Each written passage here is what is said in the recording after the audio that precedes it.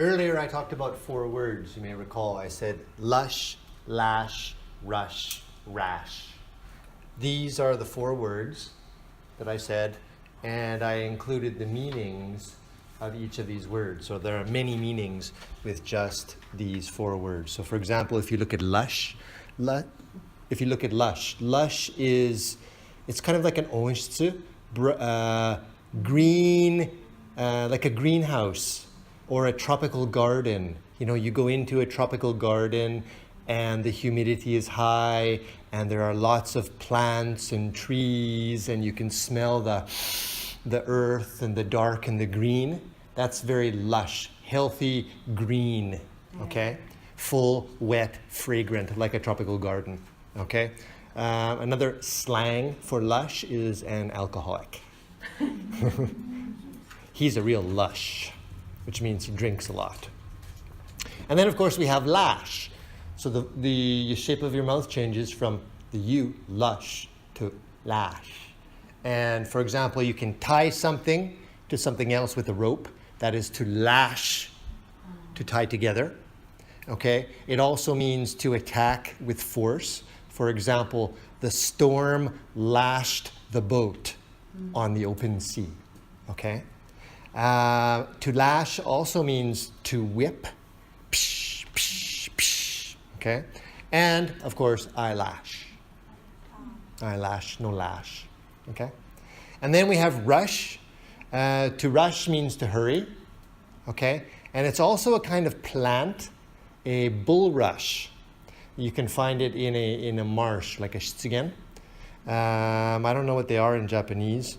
But it looks like a long brown cookie, and cookie, Japanese cookie. And on top there's a brown, fuzzy, looks like it looks like Family Mart Jumbo Frank, but it's brown. Yeah, and that's called a bulrush. And there's also a very great band called Rush. If you like rock music from the 80s, there's a group called Rush.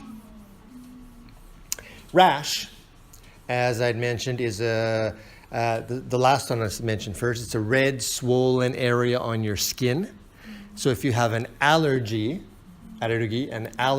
to something, then you can get a rash. Okay? So for example, a lot of people have an allergy to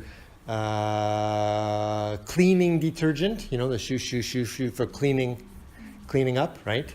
And if you don't wear gloves, then you can get rash on your hands, right? Red and itchy, and okay, that's a rash. But also, again, I also had mentioned, so rash, a quick decision made without much thought that could have negative consequences or negative results. So if you make a quick decision, okay? Like for example, a good example is the ore sagi, okay? A man calls an elderly person and says, it's me, I had a car accident, I need money, please hurry, send money to my bank account right now. So then she rushes to the ATM and she puts money in. She made a rash decision. Okay, she didn't think.